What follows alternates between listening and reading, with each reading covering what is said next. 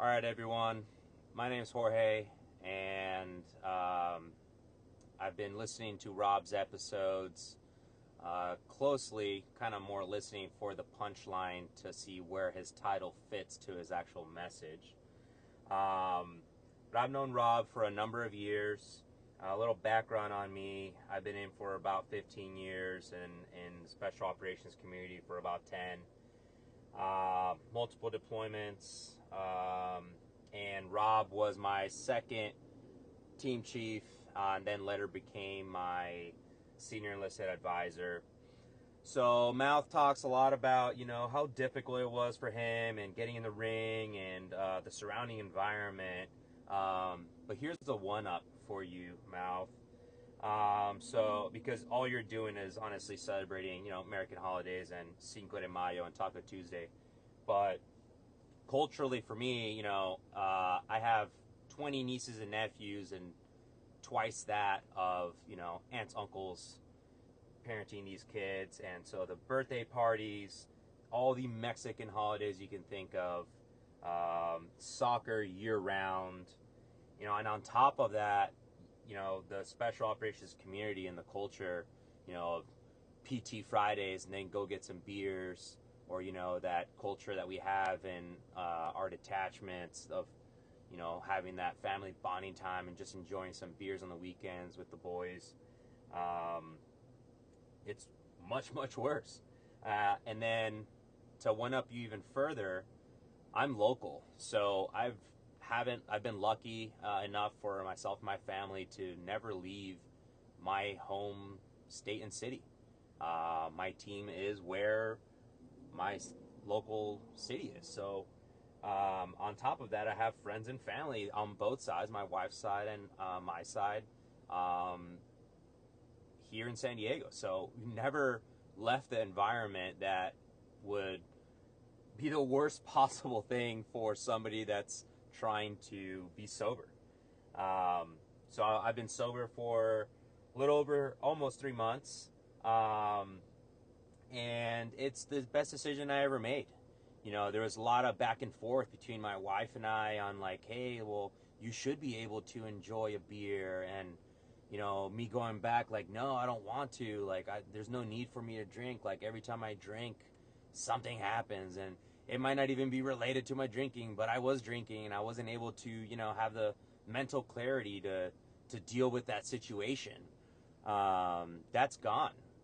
I no longer have this cloud of above me just and the weight on my shoulders of fuck, like what did I do last night? Like, how is when my wife wakes up, what look is she gonna give me?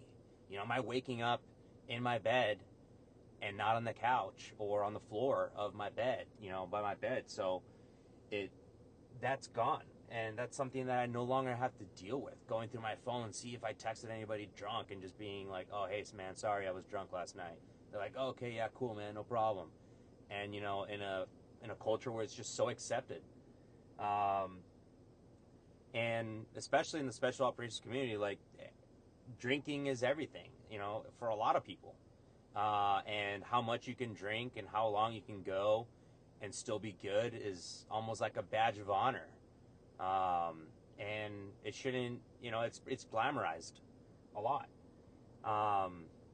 And when you quit drinking, you get a lot of comments, a lot of people like, oh, really? Oh, you finally quit something, you DOR'd, quitter, you quit dipping, like I still have to drop that one with nicotine patches, but, I can't, I can't, speak more of how important it is to have the clarity and reach that extra 20%. Not just mentally, but physically training as well.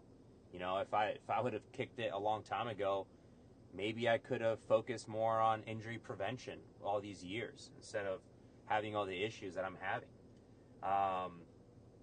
And then when it comes to your family, I mean, being able to have the clarity to just enjoy a sunset. You take a lot of things for granted. Something as simple as a sunset.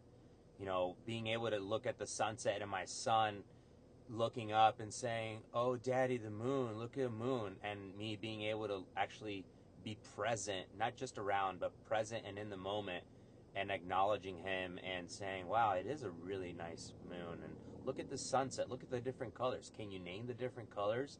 And engaging with my son in that way. I would have never have had that before. I would have taken it for granted. And my wife. I mean, a lot of back and forth on how to quit drinking, if I should quit drinking, and once we started boiling down what a lot of our issues were, it came down to alcohol. Alcohol was always involved. And once you remove that from the equation, as much as your pride and I got it, no, I can do it, I'm not gonna let this win. Like, you're never gonna win, because once you remove that alcohol, unless you're a shitty human being, but once you remove that part of the equation, there's nothing left to point the finger at. Saying, oh, it was because of this. Like, once you remove it, there's nothing really left to blame. And so, you go from my wife and I going almost to a divorce because of my drinking, to now we're, planning and attempting to have another kid. And that's huge. And all in a time of a year. With, tapering down the drinking and then eventually getting to the point where, like I said, almost 3 months sober. And it's the best time that I've been a husband, best time that I've been a father, best time that I've been a mentor to kids, to trainees, candidates, and my wife, just being there. And in this short amount of time, I've been talking about, trying to go to school and trying to do all these things for years. And not until lately, I was just telling Rob about it.